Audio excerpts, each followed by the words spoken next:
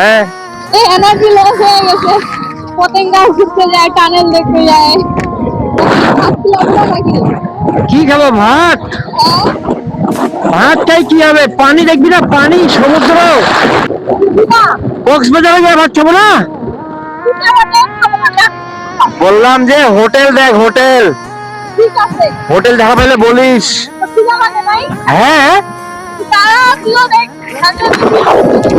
বড় বড় মিষ্টির দোকান রে।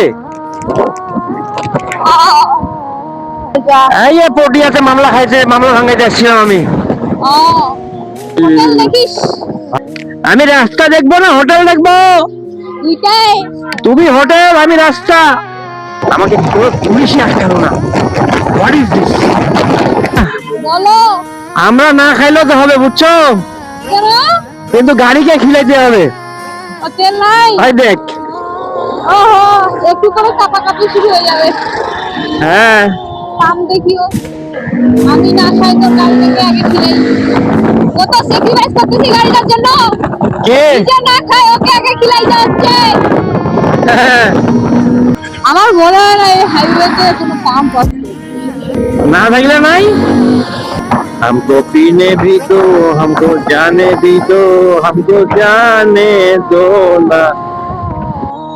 কক্সবাজার শহর। এস মুরগি, ওহো সামনে মুরগি আমার রে। আর মাত্র 5 কিলো। 11:30টার দিক বেরিয়েছি আমরা। আর আমরা যাব এখন বিচের মধ্যে, বিচ। ও জ্যাম। 426 কিলো হয়ে গেছে। ঠান্ডা পড়ে গেল, ঠান্ডা। আমরা কি রাত্রেবেলা সমুদ্র দেখতে পাবো? ওই বাসটাকে সরাইতে হবে তো সামনে থেকে। যত বাস। বাবা আমাকে একটু খালি সামনে যেতে দাও, ভিউটা দেখি আমি একটু। Yes yes yes yes, you are right. Yes. স্বাগতম বিশ্বের দীর্ঘতম সমুদ্র সৈকত। দেখা পেয়েছিস? এই যে স্বাগতম। হচ্ছে ঠান্ডা দীর্ঘতম সমুদ্র সৈকতে।